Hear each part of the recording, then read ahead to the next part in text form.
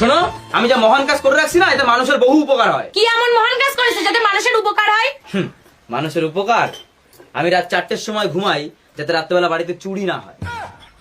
আমি মেয়েদের পেছনে পেছনে ঘুরি যাতে মেয়েরা সাবধানে বাড়ি পৌঁছাতে পারে। বাবার বিড়ির প্যাকেট থেকে সমস্ত বিড়ি খেয়ে ফেলে যাতে বাবার ক্যান্সার না হয়। আর তোমার আমি পালাই নিয়ে গিয়ে বিয়ে করছি যাতে তোমার বাবার টাকা বেঁচে যায়। আর প্রতি মাসে জিওর নাম্বারে 300 টাকা করে রিচার্জ করি যাতে মুকেশ আম্বানি দুবেলা দুমুঠো খেয়ে বাঁচতে পারে।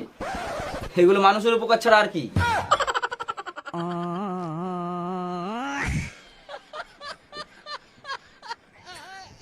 এই শোনো, তোমার থেকে আমি বেশি পড়াশোনাও জানি, আবার তোমার থেকে বেশি বুদ্ধিমানও। তারপরেও তুমি আমার বাড়িতে বাসনই মাজো।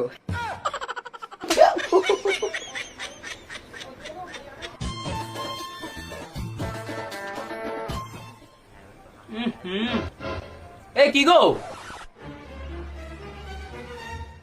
কি তরকারি রান্না করছো? তরকারিতে কোনো লবণই হয়নি। তরকারিতে একটু লবণ কম হয়েছে, তাতে কি হয়েছে? এসে তো একটু নিয়ে যেতেও পারো। তা না, খালি বসে বসে আমার খুদ ধরা। সকাল থেকে সন্ধ্যা অবধি আমি গাধার মতন খাটি, তখন উনি চোখে দেখতে পান না। আজকে একটু তরকারিতে লবণ কম হয়েছে, তাই আবার আমার পরে চেঁচাচ্ছে। আমি এবার চেঁচালাম কখন? এক কাজ করি, তোমায় একটা মাইক এনে দিই, তারপর সারা পাড়ায় গিয়ে বলে বেড়াও যে তোমার বউ আজকে তরকারিতে লবণ কম দিয়েছে। কেমন? সকাল থেকে সন্ধ্যা অবধি মেয়েরে খাওয়ানো, পড়ানো, স্কুল পাঠানো সব করি, আর আজকে একটু তরকারিতে লবণ কম হয়েছে তাই নিয়ে তুমি আমাকে কত শোনাচ্ছ?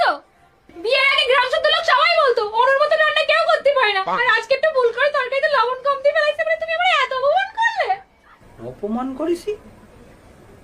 আজকে এই তরকারিতে আমি লবণ কম দিয়েও থাকি, তার সব দোষ তোমার, কারণ তোমার পিছনে আমার সারাদিন তেল সলতে দিতে দিতে আমার সময় নষ্ট হয়ে যায়। বুঝতে পেরেছো? দোষটা খাবোই না।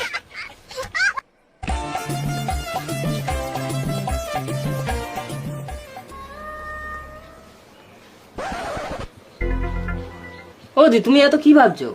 ভাবছি আমার দুই ছেলে বড় হয়ে যদি সম্পত্তির ভাগ চায়, তাহলে ফেসবুকটা বড় ছেলের নামে দিয়ে দেবো, আর ইনস্টাগ্রামটা ছোট ছেলের নামে দিয়ে দেবো।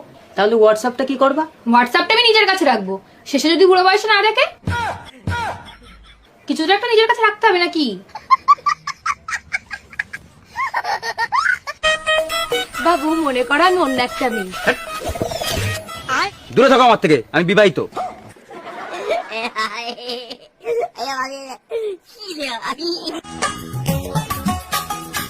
আমার মাকে আমি, আমার কলিজাকে আমি, আমার ময়না পাখিকে আমি, আর আমার সমস্যাকে মামা। কি করে?